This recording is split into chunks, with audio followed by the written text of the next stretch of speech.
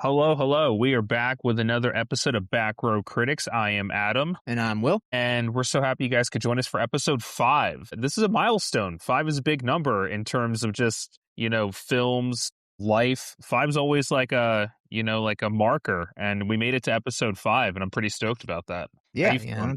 I love odd numbers, so five's just cool to me because of that. But yeah, I'm feeling good. It's always good to be five. Next is what, 10? That's the next big one, right? Before we Yeah, say seven 10. for another odd number. Then 50, then 100, and then, we just keep going. All right, so back with episode 5. Thank you, everybody, for joining us. I was looking at our analytics, and they've definitely jumped up recently, which is pretty cool. I don't know why or how that's happened, but we got some solid listens on our last episode, which is always cool to see. So for any of you out there that are listening, we thank you so much for joining us on this journey. We really appreciate it.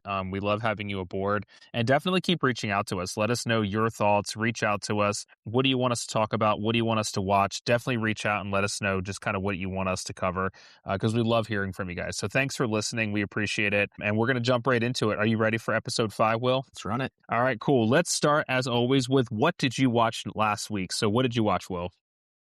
I had actually a pretty busy week. I got to some from January that I didn't get to in theaters. I watched Mercy and Primate. Oh, okay.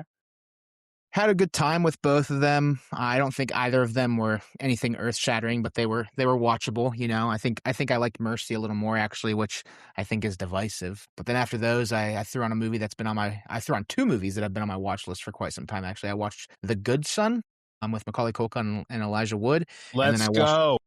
I watched Everybody Wants Some, the Richard Linklater film from 2016. Yeah. Oh man, those are great ones. The Good Son, really, really cool movie. Yeah.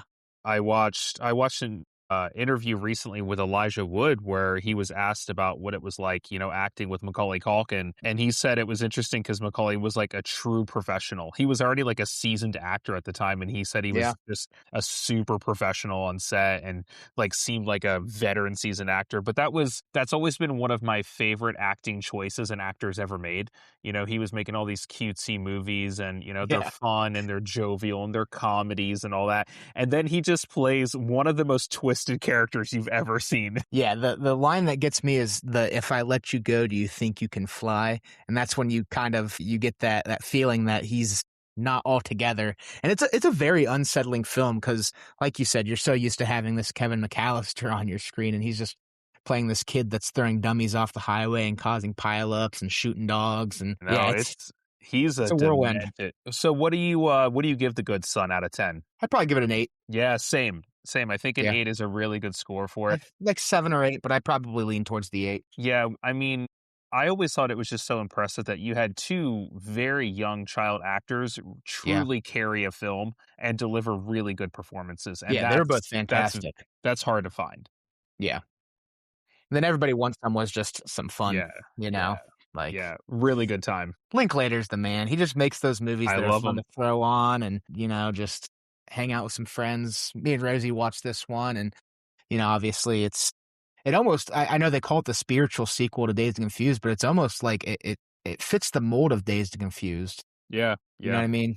If that makes sense. It has almost the same structure to it. It's just 1980s and a baseball team this time. So what do you give the film? I give that one an 8 as well. I think that one, Linklater's just one of those guys that I love him. Even if his film's not perfect, it's at least fun. So yeah, I completely agree. I think he's one of those directors where you can always see what the vision is. You can always see the direction, and regardless of whether you agree or not of how he gets there, I'll take a director with a vision any day. Oh yeah. Yeah, I love it. So yeah, I probably give it a 7. I thought it was solid. I've only seen it once. It's not one that I feel like I super need to kind of go back and, re-go through, but I really enjoyed getting through it. Yeah. It definitely, I don't think has the replay value that Dazed and Confused has for me. I mean, anybody that knows me knows Dazed and Confused is one of my favorite movies ever made. So it's crazy that it took me this long to get to it, but it was a good time. I think my favorite scene in the movie is when they're in Wyatt Russell's room. And they're hitting the bong, and he goes, "Do you guys want to try some telepathic shit?" I think he says. He goes, "What am I thinking about?" And the one guy goes, "Baseball." And the next guy goes, "Having a tail." And then the next guy goes, "Cereal." And he goes, "Damn, I was thinking about sharks. I'm like, it's like all four of these characters had my mind because I love cereal. Sharks are my favorite animals. I love baseball. It was a great scene. It felt like it was written for me. You were like, I feel seen. Yeah. I was like, Linklater knows me. That's funny. Did you check out anything new, or was that anything else new, or was that everything?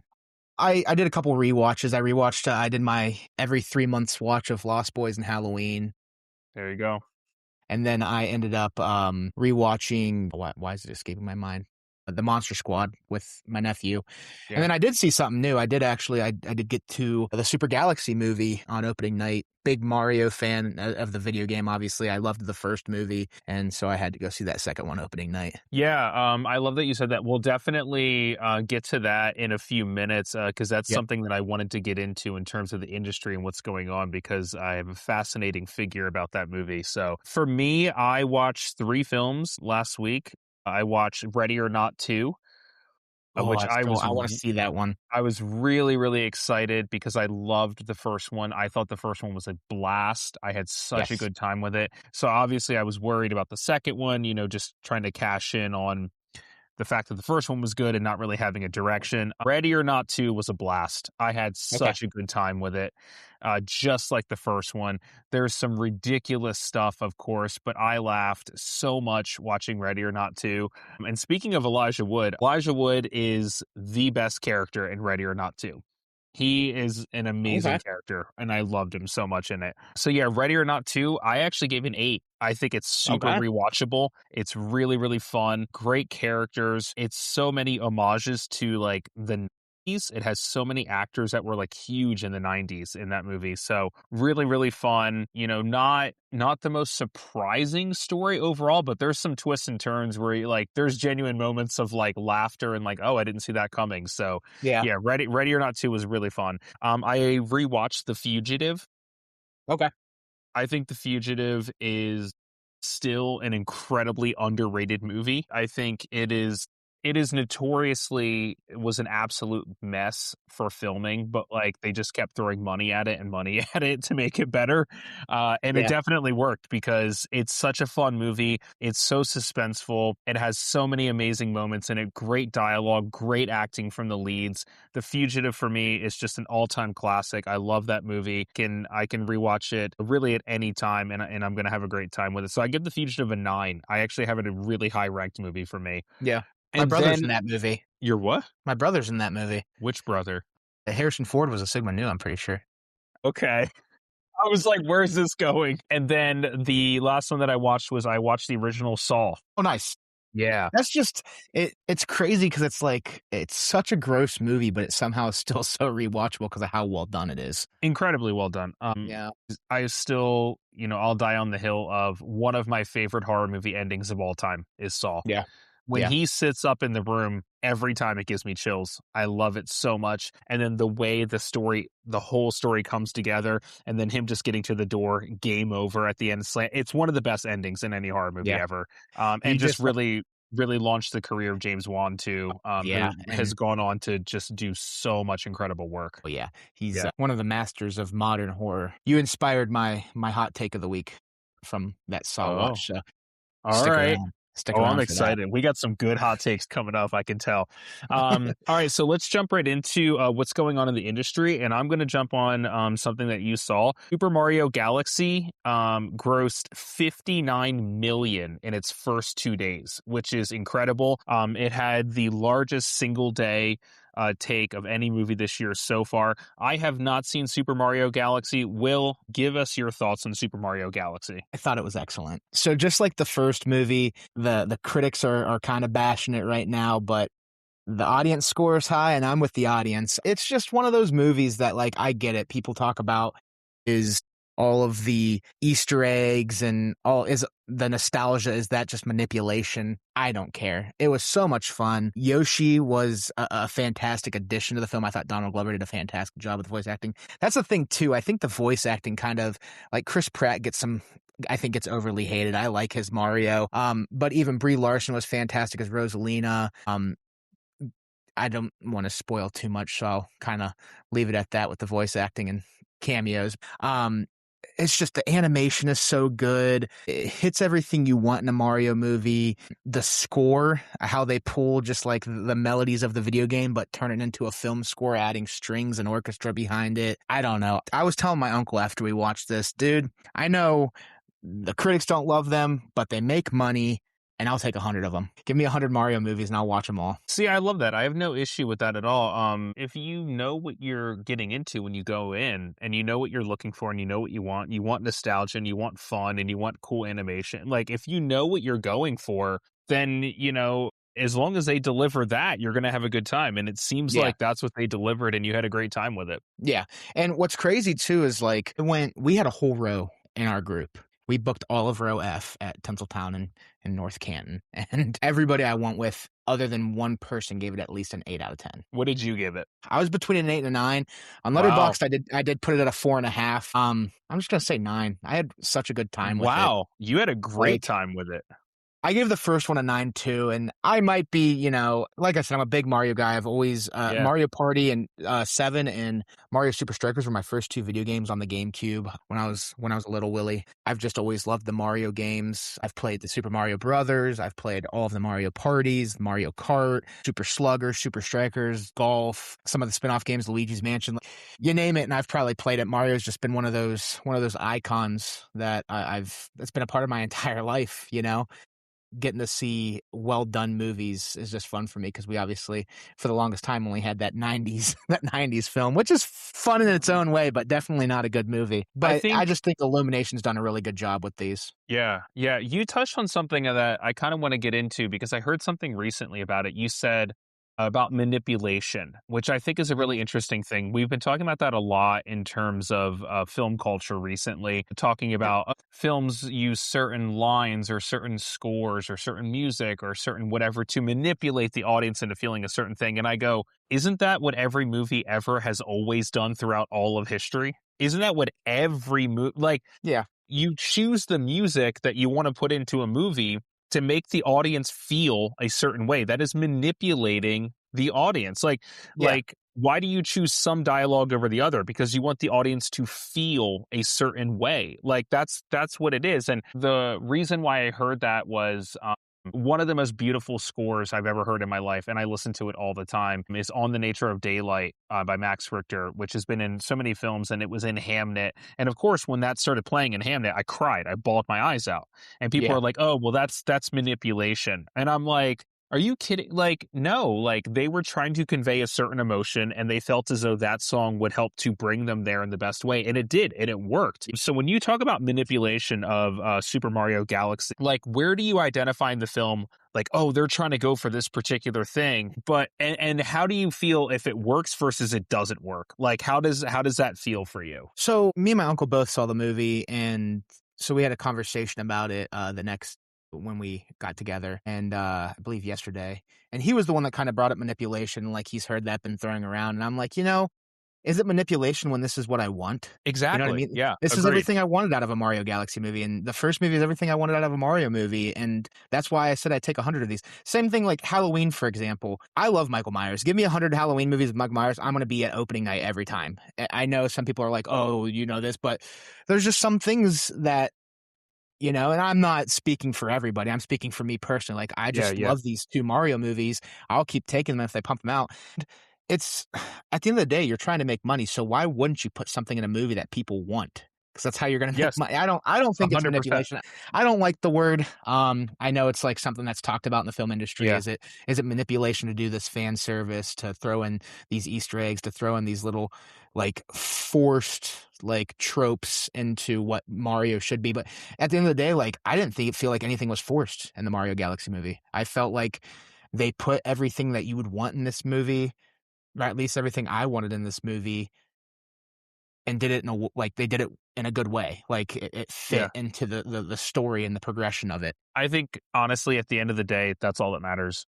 If you went into the film and you had a good time and you had a good experience, that's all that matters. Yeah. And for me, at least, that's all I care about.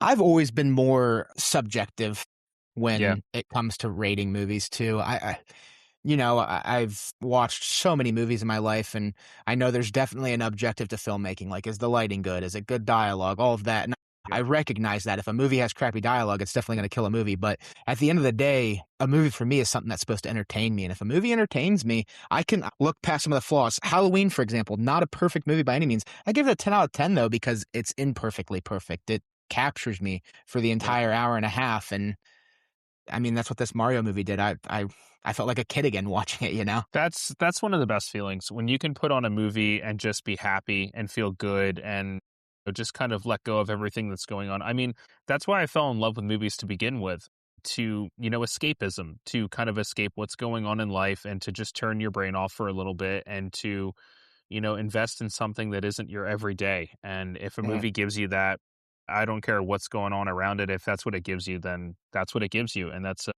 a great feeling. For everybody out there listening, let us know, what are your movies that you go to that help you escape? What are the movies that you love that, you know, have you seen the new Super Mario Galaxy? If so, what did you think of it? Did it help you escape? Did it give you nostalgia? Did it give you new thoughts? Did you bring your kids to it? Like what are your thoughts to that? Before we go to the next one, Will, Super Mario and Super Mario Galaxy, is this a movie, is this kind of a beginning of a franchise that you strongly recommend people check out if they have a love for Mario? Well, for sure. And I think this is only the beginning.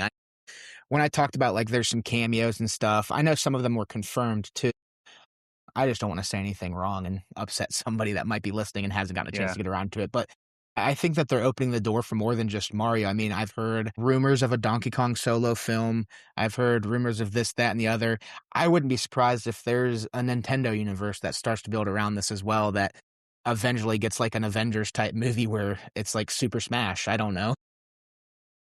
Listen, if there is a Super Smash movie, I am all in. That was my game. That was my game. I'm so excited for that. So Um, I guess we'll okay, see. let's jump on to the next topic. Something I'm really interested in going on in the industry. Have you heard about how they're going to be making new Lord of the Rings films? I did not. Yeah, they're gonna be making new ones. I think the next one that's coming up is what happens between Return of the King and Hobbit, like what Okay. happens like between that time. So that's what they're getting into. Andy Serkis is directing, Interesting. and I think this is true, Stephen Colbert is writing Okay. because he's a huge, huge, huge Lord of the Rings person. Yeah, I mean, that's at the end of the day, if you're gonna reboot something, that's something me and my buddy Corey have always talked about. Like Sony, for instance, how are you making these? You know, it seems like you're making these Spider-Man spin-off movies, and you don't have anybody on set that read a comic book. yeah, yeah, Like, yeah, so if you have somebody who's read the source content and is passionate about it, that's when you're probably going to get your best stuff. You know what I mean? You're yeah, getting a fan. And I just yeah, feel like for instance, the Fallout series did really well because I heard they had a lot of people that just played the game on set, making sure that everything made sense. And that's what you got to do if you're trying to yeah. build off of something that's established. And Yeah, 100%. That's a great pool. The Fallout series was incredible. I absolutely loved it. I love the games. I've played all the games, and the series was fantastic. There was so many nods to different games. You can see where they could go. The and people working on that film, you can tell, have played a bajillion hours of that game and love it. yeah, So I'm curious to see how it goes. And Andy Serkis directing, I'm like, yeah, that's cool to get somebody too that, has obviously been involved yeah, with yeah. the other movies. Did you see the film It Follows? Yes. Okay, so one of my favorite modern day horror films is It Follows. I saw an interview with Micah Monroe recently where she officially confirmed They Follow is happening. Mhm. She said that she read the script. She said it is obviously this could be PR stuff, but she said she was like, I promise, promise, promise you, it is so much more terrifying than the first one. The way that they've built out this world is so much better. And she seemed like genuinely really excited for it. She said that they did not want to do it unless they had a really great script, and they finally have a really, really great script. So I'm super excited because I thought It Follows, it's one of my favorite horror films of all time. I love It Follows so much. I'm super psyched for They Follow. How do you feel that they are coming out with a sequel? Do you wish that they just left that first one alone, or are you glad that they're making another? I'm here for it. I'm Yeah. here for it. I'm interested to see what they continue to do with this monster building almost. I mean, it's an interesting concept. And like you, I wouldn't say it's one of my favorite all time, but I really liked that first. I liked It Follows a good bit. I would say for modern horror, it's up there for Yeah. me. Yeah. It's so unique and just so interesting and It so really original. is. And I think Micah Monroe is fantastic in it. I think she was fantastic in Longlegs, so I'm kind of down to Love just her. see her Yeah. in more horror for sure. Yeah. Yeah, Keep loved making her her in a Long scream Legs, queen, yeah. you know? Yeah, I mean, she's trying. She also did, what was it, Watcher? Did you see Yeah. Watcher? Yeah, I Yeah, did. Yeah. loved it. Loved, loved, loved that. Yeah, so Micah Monroe, she's great. She does a lot of really, really good stuff. So yeah, really curious. Do you have anything else going on in the industry right now that you want to talk about, Will? We could talk about some movies maybe we're excited to see. Because Absolutely. we're What do you we're starting to get in that time frame where we're out of the winter. Yeah, You know, you get some hidden gems in the winter. I think for 28 sure. Years was Yeah. fantastic. I loved the Mario movie. We just talked about it. But we're starting to get in that time where May is where you start to see some of the blockbusters coming to the forefront. What are you excited for coming up? I would say in April, there's nothing that I'm like dying to see, but I'm gonna go see the Michael biopic, Okay. the Michael Jackson biopic. Yeah. But my next like major anticipated movie is probably Backrooms. I just saw the trailer for that Yeah, and I was like, "What is this?" yeah. It looked I'm I mean, it looks wild. Yeah. last night when I was over at my uncle's, I showed him the trailer and he looked at me and went, "That's right up my alley. I'm going opening day." Yeah. Yeah, It looks it looks Yeah, crazy. it looks great. That's the perfect word for it. It just looks crazy. I'm super pumped for it. Obviously, I love horror. A24 is one of my favorite production companies. They usually produce pretty fantastic films, so it just seems like it has a good chance at being something. Yeah, the one that I'm really, really excited for is Obsession. I'm so excited for Obsession. I have heard nothing but great things about Obsession. Curry Barker, Clive Barker's son, everybody's saying it's such a home run. It was such a hit at Sundance. And then some critics that I really, really respect, really obsessing over it, saying it is such an interesting concept. It takes something that you feel like you've seen before and just puts a completely original kind of spin on it and gives you a Yeah, lot of really interesting twists and turns. So the movie that I'm really, really excited for right now, Obsession. yeah. Yeah, there's some other ones that I'm excited, like, that I'll probably go see, like Hokum with Adam Scott, looks like it could be an Yeah, that interesting looks horror fun. film. Lee Cronen's The Mummy, I haven't heard a lot about it, but, I mean, Lee Cronin did Evil Dead Rise, and I thought it was fantastic, so I'll probably give that a shot. As you get into June, I'm not gonna lie, I'm excited for the Master of the Universe live action, and then Disclosure Day is probably my next big one after that. My guilty pleasure, Devil Wears Prada 2. I'm so There you psyched go. for it. I love the first Devil Wears Prada. So Mortal Kombat 2, I'm really interested to see what we do with that. I'm interested, I love Mortal Kombat, but I'm not gonna, like, hold my breath that it's gonna be anything spectacular given the No, the no. track record of Mortal Kombat movies. Scary Movie 6, I'm pretty Oh, yeah, I'm stoked excited for. for that one. Yeah, I I'm think pretty that and Disclosure Day are the same day, so that might have to be a double yeah. feature. What else? The Odyssey, Spider-Man Brand New Day. Yeah, We July's got got Yeah, we got some some cool heavy stuff coming hitters. up. Yeah, we got some really, Yeah, really cool stuff. One that's coming up that could either be a complete disaster or be really, really interesting, Clayface. yeah. Yeah, I mean, we'll see. Supergirl's also June, I believe, on Yeah, the DC and Supergirl, superhero front. and then Digger coming up by Alejandro Inarritu. Yeah. So we'll see how Digger is, but yeah, I mean there's some cool stuff coming up this year. I'm pretty stoked for it. Also, while we're talking about movies coming out this year, you and I, as a duo, have to start the campaign now for Donald Glover getting an Oscar as Yoshi. I would love to see that. And the Academy Award goes to Did you Donald see that Glover as interview Yoshi. with him? Yeah, Yeah, yeah, that's so funny. yeah, yeah. That would be awesome. Yeah, I could win my Um, first Oscar for Yoshi. I hope you do. I hope you do. I hope you do, sir. Okay, this jumps us right into Rotten Tomatoes. Love So it. let's get into our Rotten Tomatoes section. We always love that. We're going to start off with an absolute classic, The Princess Bride. So for those of you listening out there, our Rotten Tomatoes, we give the score and then we say whether it's too high, too low, or just right. So The Princess Bride has a 93% on Rotten Tomatoes, and we're going to go too high, too low, or just right in 3, 2, 1. Just Too right. low. Just right. I mean, I think Way too low. I give The Princess Bride, honestly, it's an endlessly rewatchable film for me. I've seen it so many times. And in my mind, I give it like a 10 out of 10 for a film, but a 93% just, it feels fine for me. It doesn't feel like there's anything wrong with that score. There's some critics out there that are always going to be haters. But for me, yeah, that's a 10. For me personally, it's like a 10 out of 10 film. Yes. So I'm not going to see a film as 100% on Rotten Tomatoes. So, or probably not. But yeah, so Princess Bride, is, I think, one of the more endlessly rewatchable films. It's just a part of that run that Rob Reiner went on that I don't think will ever be matched. Unreal. That Unreal. 5-movie run he had from, what, 86 to 82? Yeah. Yeah. Just Incredible. yeah, what, Stand By Me to A Few Good Men, the 5 movies in between, or 3 movies in between those 2. But, no, The Princess Bride actually is one that I got too late. Shout out Emmy, my friend Emmy, if you're watching, she's the one that pushed me to watch The Princess Bride, and I finally did, and I think I've watched it 4 times in the past year, so. Yeah, it's such a great film. Yeah, every aspect of the film is just great. It's endlessly quotable, it's super fun, and just such a blast to watch. It's whimsical. That's the word I like to describe it with. Whimsical. That's a good. You're good with the one word descriptions. What did you say? Hocus Pocus had charm. Charm. Yeah, you're good with the descriptions, the one word descriptions. Okay, our next film, the original, The Terminator. The Terminator sits a 90% on Rotten Tomatoes. Too high, too low, or just right in 3, 2, 1. Too high. Just right. Too Too high. high. Too high. Yeah. I think it's a 9 out of 10, so 90%'s just right for me. Yeah, I think it suffers from one thing in particular, and I hate when people do this, and I'm going to be one of those people to do this, and this is one of the very few films I do this with. The second one is so superior in every single way. Terminator 2 Judgment Day is one of the greatest sequels ever made.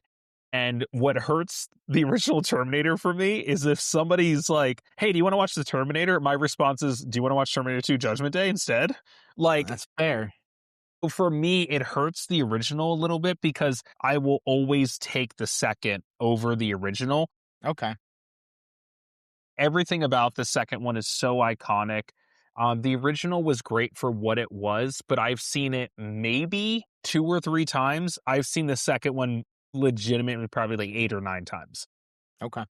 Yeah, So, yeah. and I know that's a popular opinion too. Like I'm not gonna argue with that and the second one being better or worse, but I don't let it take away from the first one for me. I still think that first movie is a fantastic just piece of film, great action movie. You get introduced to some really cool characters and some great action performances too. I mean, Linda Hamilton and obviously Arnold, but Michael Biehn's a very underrated part of that first movie. I feel Yeah, like he's not talked absolutely. about enough, Um, and he's excellent. what's really weird for me is, and this is maybe my baby hot take of the week, not my full hot take, but my little baby hot take, is that once again, Linda Hamilton is excellent in the second one. She's not for me super great in the first one. Like Okay. it seems like she's still kind of figuring out how to be an actor in the first one. And in the second one, she's full blown badass to the absolute max. And she's fantastic in the second one. And in the first one, she just does a lot of like, no. And it's like, I don't feel super connected to her. I really don't. And the Okay. second one, though, I feel super connected to her character. Like I really feel for her. And in the first one, I don't really that much. So, and I think that hurts it for me a little bit too. Okay, jumping to our third movie, the original Ace Ventura. Ace Ventura, very, very popular film from the 90s, regarded by many as the best 3-movie run of any actor ever. Ace Ventura, Dumb and Dumber, and The Mask by Jim Carrey. Really All in one incredible year. run.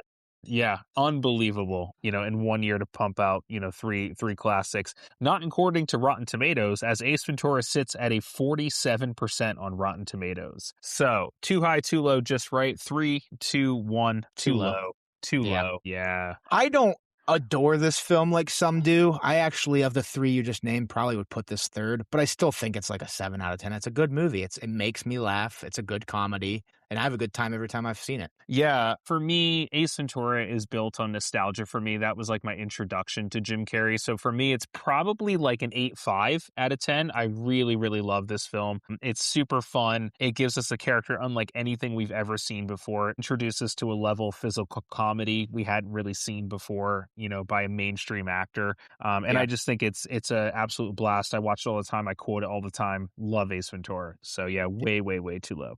For sure. All right, number 4, a modern film, one that came out maybe about 5 years ago, Licorice Pizza. Licorice Pizza sits with a 90% on Rotten Tomatoes. So too high, too low, or just right in 3, 2, 1. Too high. I'll go too low. Too high. I was really Yeah. between too low and just right. This is a 9 to 10 out of 10 for me. Yeah. Licorice Pizza was my movie of 2021. It was Really? Okay. yeah, it was. I don't know. It's just a movie that, like, it's so easy to watch for me. It's got such a good vibe to it. Obviously very well directed. PTA is one of the greats. Finally got his Oscar. But I don't know. It's just a fun story. I think the unhinged Bradley Cooper is one of my favorite scenes in the movie. It's got a fantastic soundtrack, and it's obviously set in the 70s, and I think it's shot to show that. And I think we have really good set design. It's just one of those movies I love to watch. It's just a feel good film. Yeah, for sure. It's super fun. I watched it in theaters. I really enjoyed it. I would give it like an 8 out of 10. So I put it at like an 80% for me. So 90 feels a little bit too high for me, but it's PTA. I mean, it's Yeah. just like if he makes a film, I'm going to watch it and I'm going to like it. And that's the end of the story. Yeah. It is what it is. He is a director for me, and I think Licorice Pizza is good. I don't think it's great, and I would put quite a few of his other films over Licorice Pizza, but it's, nothing takes away from it. An 8 out of 10, passes the test every day. It's a really fun film. And, Philip Seymour Hoffman's son, what is his name? Cooper Hoffman. Yeah, Cooper. I think really my favorite thing about the movie was him really kind of delivering a kind of coming out party, if you will, for an actor in that film, and just delivers a really great performance. Yeah. I actually think it's better than One Battle After Another, but that's for another day. That is full another day. We'll do a PTA episode. That'll I be love one of it. my favorites. Yeah. Okay, so 2 more movies left on Rotten Tomatoes. Let's jump right to number 5, The Substance. So Huh. Substance was huge hit last year. Really, really strange film, really odd film, but definitely a film that was loved by many. The Substance currently sits at 89% on Rotten Tomatoes. So too high, too low, or just right with an 89% in 3, 2, 1. Just Too right. high. Just right for me. 6 out of 10. Wow. Okay, let's get into that because that's a fail. That's an F on a test. You failed, my friend. So tell me why that's not a movie that you enjoyed. I don't know. The third act lost me quite a bit. I don't love the third act of this movie at all. I actually was having a really good time with it in the first 2 acts. 70% of this movie, I was having a good time. Probably sitting at like a 7 or 8. I wouldn't say I was loving it. I love Margaret Qualley. I thought she did fantastic, and I think she's gorgeous too. So it's, she's just Yeah, easy to watch. I I don't know, third act lost me. It's a very unsettling film, and I don't know, it's just one that Rosie and I both kinda left the theater and we are like, "I'm not sure I love that." It was well made, I can respect that. mhm, It's unique, it's got a cool concept, but it just wasn't something that really tickled my for sure. fancy. Yeah, I totally get why it was kind of a divisive film. When I first watched it, that's exactly what I said. I was like, well, people are going to love this or not like this at all. I saw it twice in 2 weeks. I really, really loved it. And part of why I loved it so much is it put its foot on the gas and just kept pressing as the Yeah. film went on and just did not ease up at all. And it really, I felt like, took the approach of if I'm going to go there, I'm going to go there and I'm Yeah. not backing off.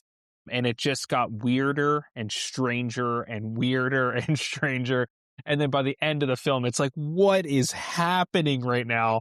Yeah. And I just thought, I really feel like I watched behind the scenes interviews and, BTS, on set and of the director and everything.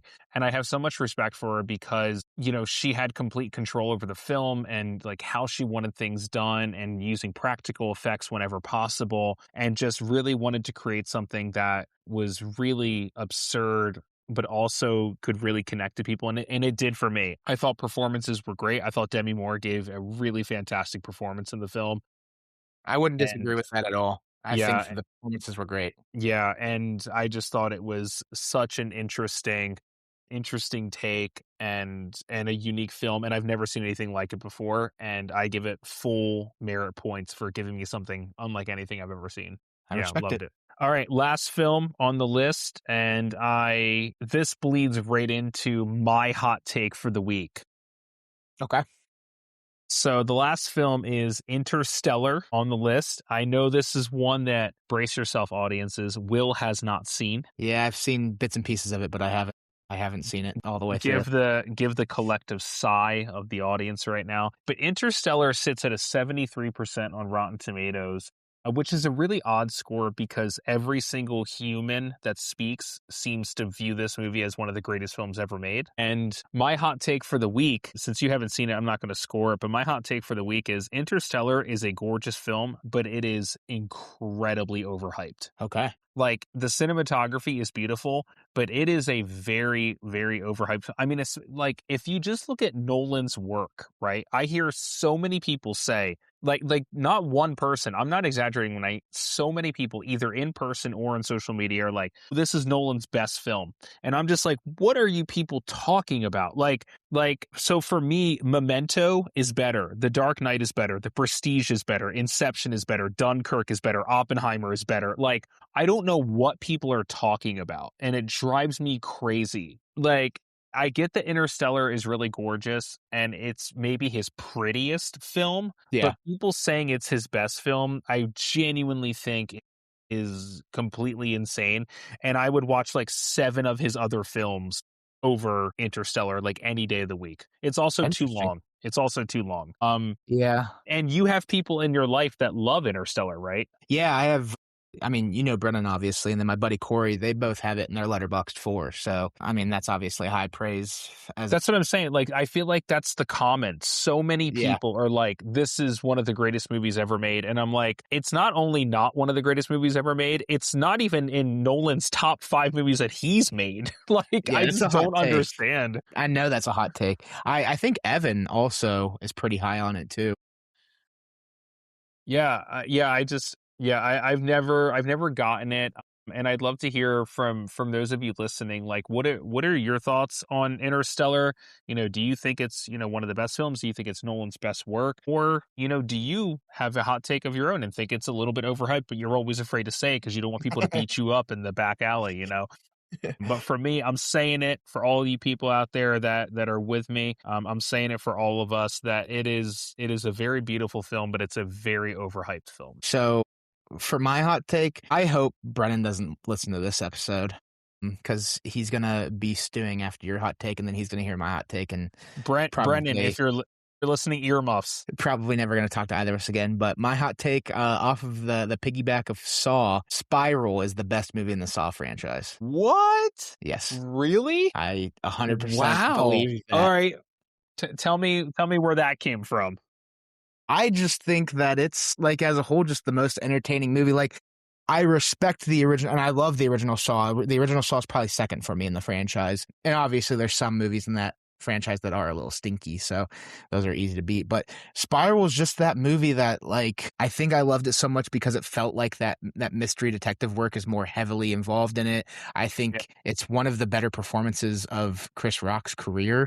I think it's just, like, aesthetically well done. I think it's very well shot, very beautiful to look at, even though that the subject matter is obviously disgusting.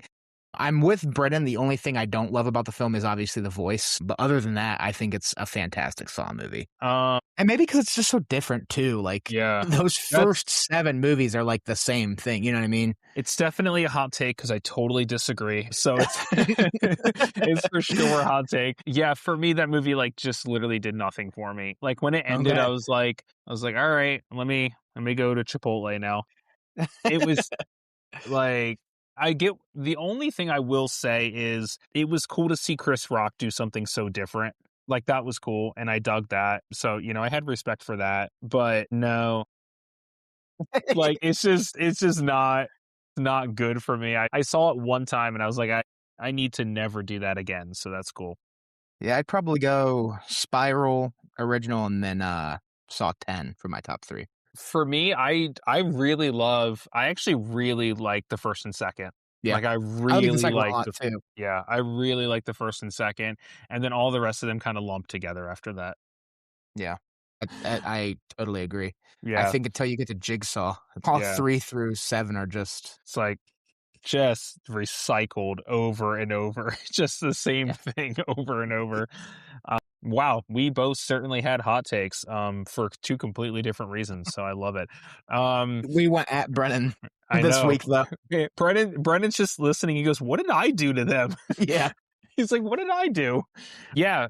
Anybody listening out there, what are your takes on the Saw franchise. What do you guys think of it? Do you love it? Do you hate it? Did you get tired of it? Or do you endlessly rewatch it? Let us know. Let us know about Interstellar and Spiral, what you guys think out there. Okay, Will, perfect time to jump into our movie of the week. And I would love it if you announced our movie of the week because it was your idea, my friend. Let's just keep rolling with John Hughes. You can't go wrong with him, right? Let's do some Ferris Bueller's Day Off. Ferris Bueller's Day Off, incredible film. Really kind of, I mean, did it invent the kind of, I mean, because we've seen these types of films before that have come forth, these kind of buddy girlfriend taking a day off, avoiding adults. That's John Hughes' specialty, right? It's like what he does. Yeah. But in the same breath, I have never seen anything like Ferris Bueller's Day Off done the way it's done in the perfect way it's done. It's like every single concept I've seen before, and yet the film feels completely original. Yeah.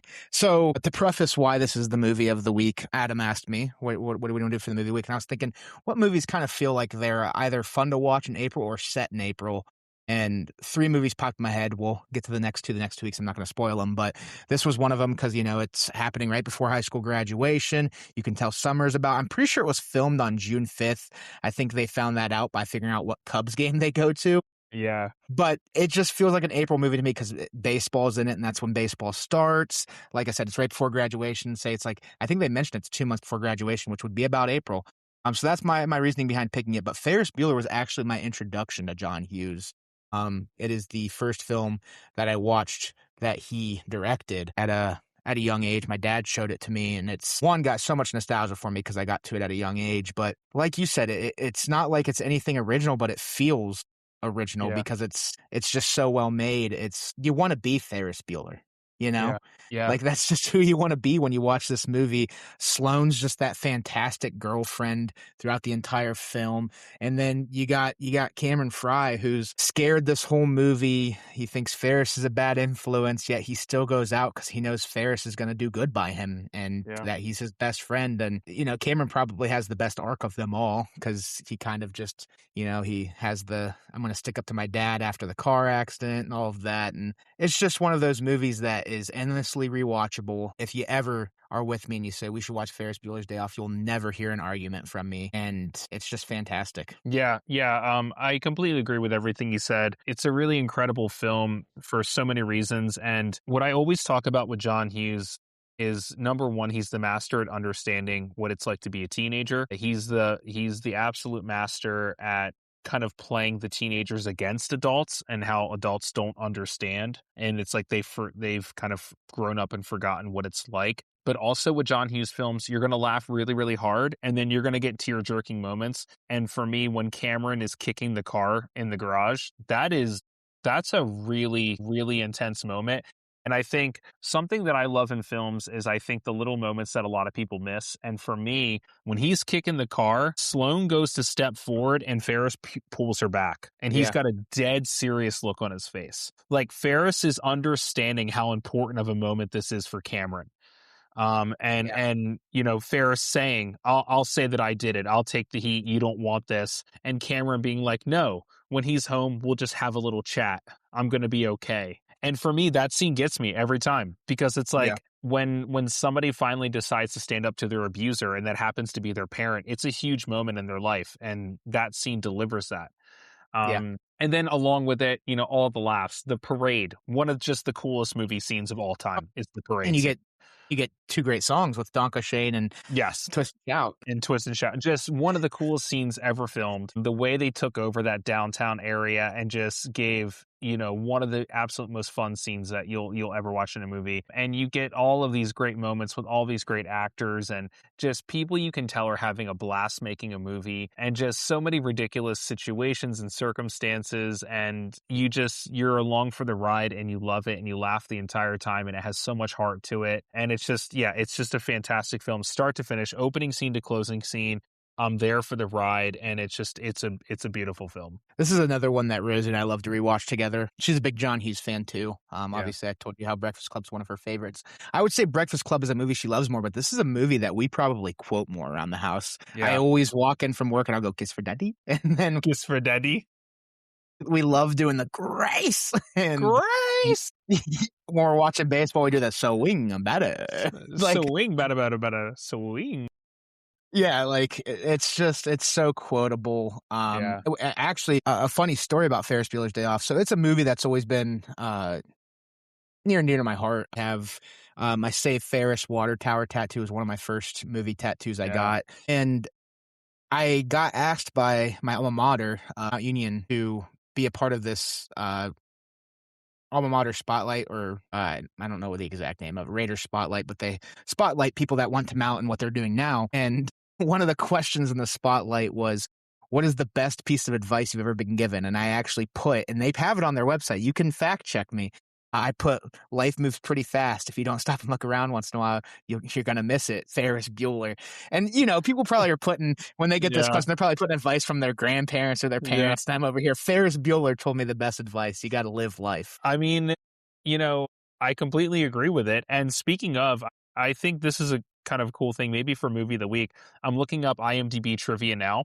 So I'm going to throw a couple things at you and just get your thoughts based on the Oh movie of the gosh. week. Like So when the trivia, you like ask me stuff I'm supposed to know, or are you just no, like no, giving no, me no, little no. facts? Just, Okay. just, just interesting things that we can kind of talk about. And Okay. what you just said is a really interesting thing because we all know the line "Life moves pretty fast." That was not the. I'm looking this up. That was not the original last line of the movie. The original last line of the movie, as scripted by John Hughes, was, "Yeah, life is a carousel, a great big crazy ball of pure living, breathing joy and delight. You got to get one." It was Hmm. changed to "Life moves pretty fast" in that line the day of filming. Interesting. I think that they got it right. 100%. They were blocking it and all that, and John Hughes just said it's not working, and they changed Yeah. it the day of He's a filming. he's a wizard, man. He He's one of is. the That's best. what I'm saying. Yeah. Yeah. So that I think is is a really interesting one. This is a really fun one in regards to the chemistry between the actors and how important it is.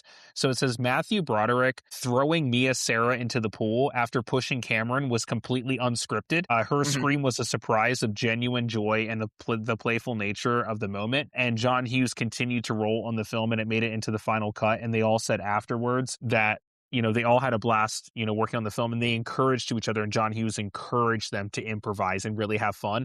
So yeah, Yeah. that entire moment is completely unscripted where he like throws him in the pool and jumps in the pool and all that.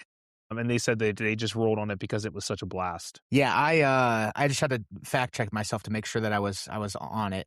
It was June 5th, 1985 that at least the baseball scene was filmed There we because go. you go to the Cubs schedule, you figure out what the score was, but they went to the game and he caught that Yeah. foul ball. Like that wasn't I'm Yeah. pretty sure I heard that wasn't scripted either. Like, what are the odds that Matthew Broderick and company are at the Cubs game filming for Ferris Bueller's Day Off and a foul ball's hit to him? Yeah. Obviously pretty good. And he actually hurt his hand too, like when he's going, ooh, like, and he's like blowing on his hand. Yeah. Like, I'm pretty sure he stubbed his finger when he caught it. Yeah. And it's Yeah. just fun stuff like that. Yeah, I love it. And I love all of like the really fun things like, when he plays like the clarinet. Matthew Broderick famously said on the set, like, "Oh, I can play the clarinet for this scene," and he had no idea how to play a clarinet. So what you see is him actually just trying to play it, and his line of like "never a single lesson" was completely improvised. Yeah. And I've always heard that there's actually a lot of moments in that film that are improvised and the actors just having a lot of fun with it and kind of just like playing around and messing around. And I think once again it goes back to John Hughes allowing actors to play around, make lines their own, improvise, and just rolling the camera on them, giving them the time to just hang out and become friends. And Yeah. it jumps off the screen. You see that chemistry, you see how much fun they're having, and it feels entirely believable. And I think that's part of what makes the movie work so well. Yeah, for sure. John Hughes. We can talk about all of his movies. We'll do an I episode know. on John Hughes. Yeah, we really do. We have to do an entire episode on it. And I just think, it's getting back to kind of what you said about, quoting it all the time. When they go to the restaurant, that's a scene that we quote at home like all the Yeah. time. Like his interaction with the maitre d', I Yeah. think is like I quote that line all the time when he's like when after they get seated and he's just like, "Thank you for being understanding." And he's like, "Don't mention it. It's understanding that makes it possible for people like us to tolerate a person such as yourself." And the look that he gives them is he's so enraged. Yeah. And I love it so much. And, talking about, Abe Froman, the sausage king of Chicago. Yeah. like one of my I do a fantasy football league with my college roommates every year, and one of the years my fantasy football name was Abe Furman, the Sausage King of Chicago.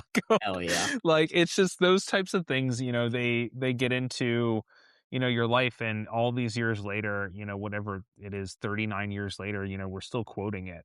And it's a movie that we still love. For those of you out there listening, have you seen Ferris Bueller? What do you think of it? Where is it in kind of your list of movies that you love, and how you feel about it? So Ferris Bueller's Day Off. Will, what are you giving it out of 10? What is your score of Ferris Bueller? 10 out of 10. Yeah, 10 out of 10. It's Yeah. one of the more perfect films I've ever seen in terms of, once again, by Hughes, what it feels like to be a teen. So what's interesting is, I've said this before, is The Breakfast Club, I think, epitomizes the actual feeling of being a teenager. And Ferris Yeah. Bueller's Day Off is like if one day you decided to be brave as a teenager, what could you Yeah. accomplish? Yeah. Because I think Ferris Bueller's all about hope. That movie is all about hope, and like what you could accomplish if that one day you decided to just go for it. Like what you could do in one day. And I think that's one of the cool things about the movie is it's just one day. It's not a weekend or anything like that. It's just a single day and all the fun you can have in your life in one day, and which is what I love about it. Yeah. I mean, Ferris Bueller, he's just a rad dude, a righteous dude. That's what he He's a says. righteous Righteous dude. dude. You Grace is should. fantastic. Yeah, I love when she's pulling the pencils out of her hair. I love Yeah. it so much. Yeah. They say Um he's a righteous dude. He's a righteous dude. But yeah, let us know what you think of Ferris Bueller. What are your thoughts on it? And what does that movie mean to you? Reach out to us, comment, let us know. And if you do disagree with us and you don't like Ferris Bueller, everybody's entitled to be wrong. It's fine. Yeah. Yep. But yeah, anything else, Will, you want to go over this week? I think we got it all. You think we got it all? Let us know Yeah. out there. Do you think that we got it all? We don't care. But let us know. But yeah, thank you guys so much for popping in, listening to this episode. We hope you enjoyed it. Episode 5, Back Row Critics. We will be back soon with episode 6. We definitely hope that you stick around. We keep listening. We love having you guys around, and we really appreciate you dropping in. So until next episode, I'm Adam. I'm Will. And we'll talk to you guys later. Peace. Peace.